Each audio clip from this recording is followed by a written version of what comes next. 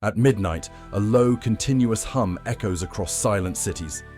From Canada to Chile, India to Ireland, thousands insist the same haunting sound invades their nights.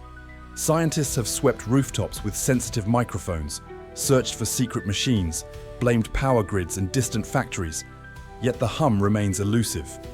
No device ever records it, no neighbor ever confirms it if you ask. Dr. Lena Gray, driven by her own tormented nights, discovers scattered reports of the phenomenon in archives dated decades apart, continents apart.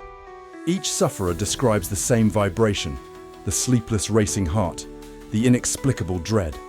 Some theorists suggest the answer lies not in the air, but in the mind, a neurological echo, not an external source. As Lena pores over brainwave scans, she hears the noise growing louder, almost unbearable. The final question lingers. Is the hum an unsolved external enigma? Or is it already inside us, waiting for someone to listen? What do you think it is?